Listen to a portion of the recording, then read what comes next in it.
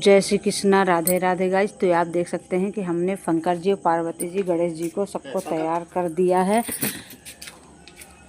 अच्छे तरीके से। आपको हमारे माता रानी गणेश जी का वस्त्र कैसा लग रहा है, आप हमें ज़रूर कमेंट बॉक्स में बताइएगा।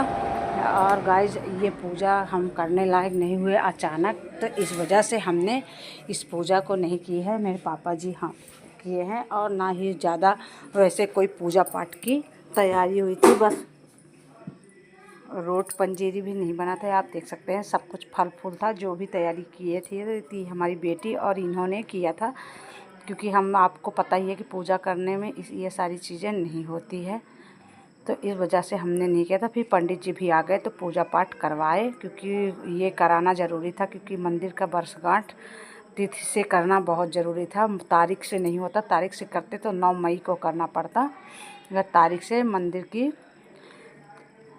नहीं की जाती वर्षगांठ। इस वजह से आपके यहाँ किस तरीके से होती है गाइज, आप हमें कमेंट बॉक्स में ज़रूर बताइएगा। हमारे यहाँ तो इसी तरीके से होती है। तो ये आप देख सकते हैं, ये सारा सब कुछ था, इसलिए हमने नॉर्मल पूजा रखी हुई थी। इधर आप पंडित जी भी आ गए थे, तो पूजा पाठ की जो भी उनकी तैयारी थी उन्होंने अपना कर लिया था। ये है ध्वज, जो कि एक पताखा निकलेगा, दूसरा पताखा गड़ेगा।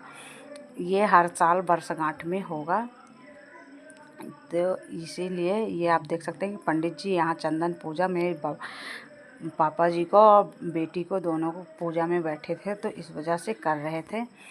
और अब उधर आप देख सकते हैं कि शंकर जी लोग भी सब कोई बैठे हुए थे।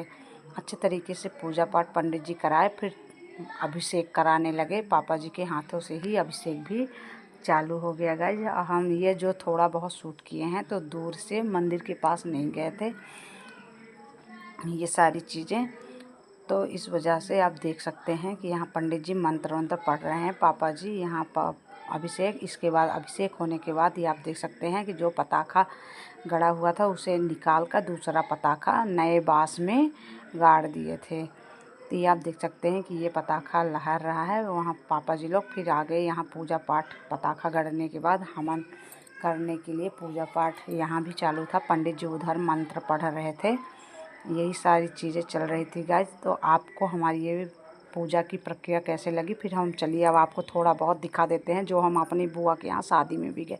तो यहाँ हम लोग जैसे ही पहुँचे तो देखिए कि ऑर्केस्ट्रा में कितनी सारी नाच हो रही है। पैसा कैसे बाराती लोग लुटा रहे हैं, एकदम पैसे का भरमार चल रहा है। इस समय डांस हो रहा था गाने पे, भोजपुरी गाने पे गाइज। आपको पता ही है कि कितना सब कोई अच्छे से डांस वांस कर रहे थे।